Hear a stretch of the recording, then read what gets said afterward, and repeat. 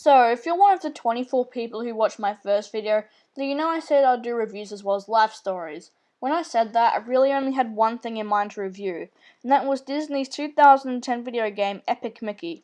Now, before I begin to review this, just keep in mind I'm not a very experienced gamer. I actually bought a Wii to play Epic Mickey.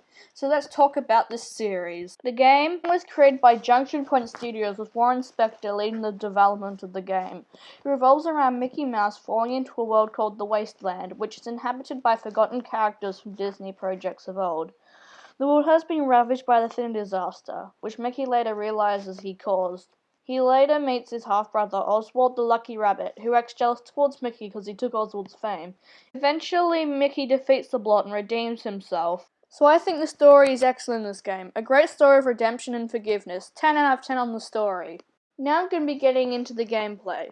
The paint thinner mechanics allow you to paint in or erase the world around you. You can also use paint or thinner on enemies and boss fights to either befriend them or destroy them completely. There are also sketches, which have certain abilities. There's a watch sketch, which can slow down time, a TV sketch, which creates a TV and distracts enemies, an anvil sketch, which can be used to trigger pressure plates, uses platforms and destroy enemies by landing an anvil on them.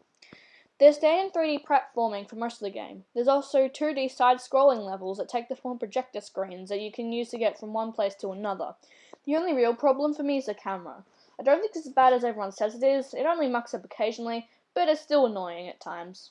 So Epic Mickey sold 2.8 million copies, so of course that means a sequel. Epic Mickey 2, The Power of Two, is just as a great game in my opinion, if a bit short.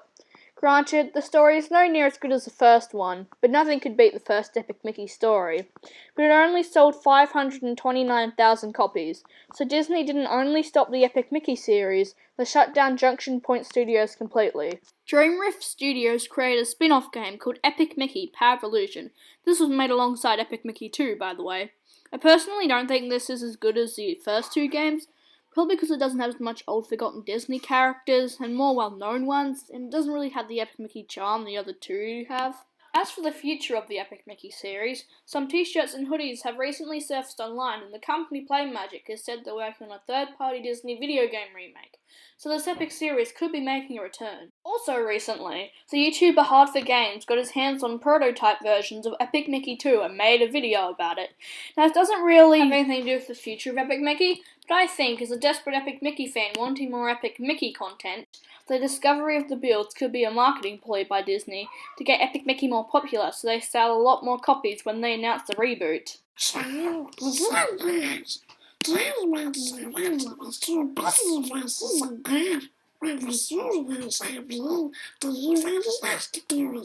We've had nothing to do with the past few weeks, so we're doing this guy's end card. So, the link for all the clips that were used in this video are in the description.